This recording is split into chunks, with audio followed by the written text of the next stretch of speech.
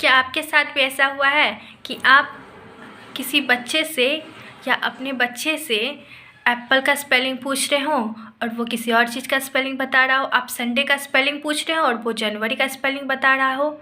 Monday का पूछ रहे हो, संडे का बता रहा हो। तो ये वीडियो बस आपके लिए ही है। कहीं जाइएगा मत और इस वीडियो को एंड तक ज़रूर देखिएगा। और मुझे विश्वास है कि आप लोगों को इस चीज़ का कुछ न कुछ सॉल्यूशन मैं दे करके जाऊंगी और वो आप लोगों के लिए बहुत बेनिफिशियल भी होगा। तो hello friends, my name is Lovely and welcome back to my channel Nav Sanskriti. बहुत दिनों से मैं वीडियो नहीं डाल रही थी क्योंकि मैंने आप लोगों को बताया था कि मैं बीएड कर रही हूँ और मुझे कॉलेज करना पड़ता है।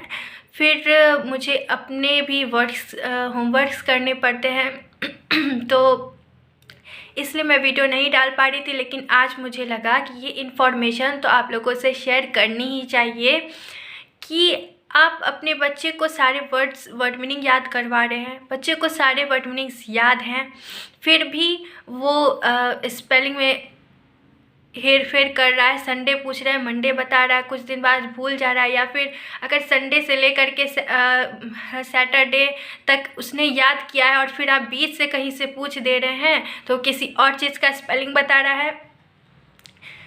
तो ऐसा तो होना ही है ना, क्योंकि आप उसको उस तरीके से याद करा रहे हैं जिसके लिए वो बना ही नहीं है। बच्चे का माइंड 3 डायमेंशनल माइंड होता है। वो किसी भी चीज़ को बहुत ज़्यादा ऑब्ज़र्व करता है। किसी भी पिक्चर को जब वो देखता है तो उसके माइंड में एक अलग ही इफ़ेक्ट पड़ता है। किसी साउंड को वो सुनता है तो उसको बहुत ज़्यादा ऑब्ज़र्व करता है। लेकिन आप उसे हर चीज़ को रटा रहे हैं जिससे वो कुछ समझ नहीं रहा है, बस रट रहा है। बच्चे में बहुत ज़्यादा ऑब्जर्वेशन, बहुत ज़्यादा सीखने की क्षमता होती है।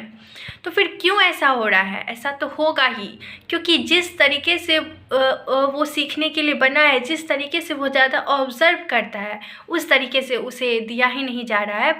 पौराणिक जो रटंत्र प्रणाली है और जिस तरह से मार पीट के या बहला फुसला करके जैसे भी हो उसे पढ़ाया जा रहा है, ऐसे में बच्चे रट लेते हैं लेकिन इसी तरह हर चीज़ को मिक्सअप कर देते हैं। कुछ भी समझ नहीं पाते, कुछ भी बोल नहीं पाते, जबकि उनमें इतनी कैपेसिटी है किसी भी चीज़ को जानने के लिए, किसी भी चीज़ को सीखने के लिए कि क्या ही कहा जाए।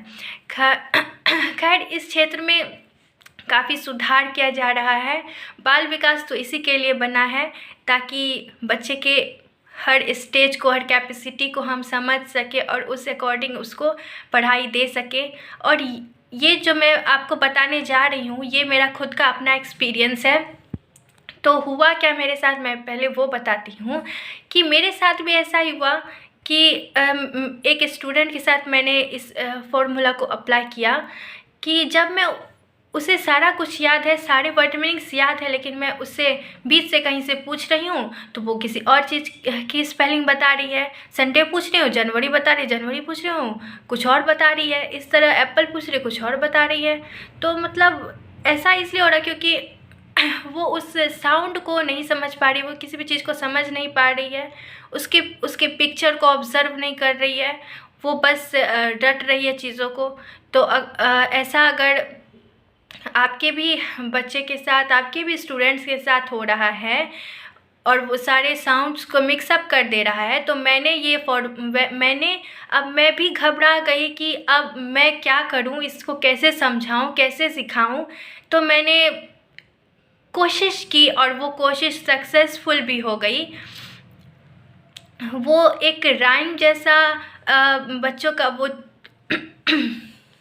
आप सर्च करिएगा तो फिर वो आपको यूट्यूब पर आसानी से मिल जाएगा। वो इस तरह से राइम है। A for apple, A for ant, B for ball, B for bat, ब। इस तरह करके वो पूरा राइम है।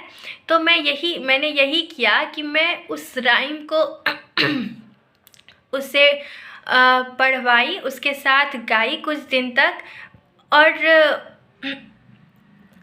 उसके बाद उसमें बहुत सारा इम्प्रूवमेंट आया। तो करना ये होगा कि सबसे पहले आप बच्चे को उस राइम राइम को दिखा करके उसके साथ उस पोएम जैसे लिरिक्स को उस सॉन्ग को गाइए। इस तरह A for apple, A for ant, इस तरह करके आप बच्चे के साथ गाइए। और उसमें अगर कोई नया वर्ड है जो बच्चा नहीं समझ पा रहा है, जिसका प्रोनाउंसिएशन नहीं कर पा रहा है, वो आप उसको बता दीजिए कि वो क्या है। उसमें सारी चीज़ के पिक्चर्स रहते हैं जिससे बच्चे उस चीज़ को ऑब्ज़र्व करेगा। और फिर आप सोचिएगा कि इससे फ़ायदा क्या होगा। तो ये जो साउंड है, ये साउंड सिखा रहा है कि ए फॉर एप्पल होता है तो ए का साउंड है अ, ठीक है। बी फॉर बॉल होता है तो बॉल का साउंड है ब।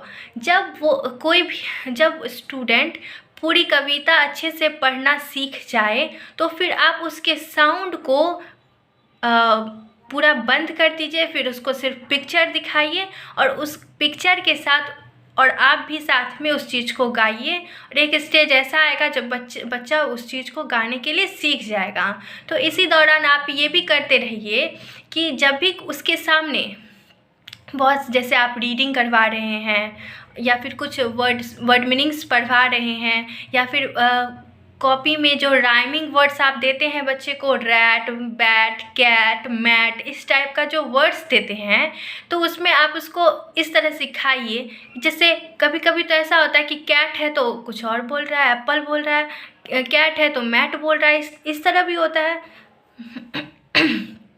इस तरह भी होता है। तो आप ये करिए कि कैट है तो फिर आप उसको या रिकॉल करवाइए। जैसे अगर सैट आ गया तो S for sun, S for sunflower, सा। तो S आया है तो आप उसको बोलिए कि S आया है तो S से क्या होता है, तो वो खुद याद करके बता देगा कि S for sun, S for sunflower, सा। ठीक है। तो सैट लिखा हुआ है तो आप उसको बोलिए कि तो ये क्या हो सकता है, तो फिर वो फटाक से बता देगा कि ये सैट है। ठीक है। और आप उससे अगर आप संडे का स्पेलिंग पूछ रहे हैं और वो जनवरी या मंडे का स्पेलिंग बताने लगेगा तो आप उसको बोलिएगा संडे में क्या है, स। तो स किससे होता है, स एस से होता है। तो इसका मतलब है कि तुम्हारा जो वर्ड मीनिंग है वो एस से स्टार्ट होगा। बस यही तो जानना रहता है बच्चे को कि किस चीज़ से वर्ड स्टार्ट होगा। और आप जब स्टार्टिंग का एक दो वर्ड बोलते हैं तो वो पूरा वर्ड मीनिंग बोल देता है, ऐसा ही तो होता है। बस स्टार्टिंग ही तो जानना रहता है उसे। तो फिर वही आप उसको रिकॉल कराइए कि संडे है तो संडे का स है, स। और स जो है वो एस का होता है। एस उसको पता चल गया तो वो संडे का स्पेलिंग बोल देगा।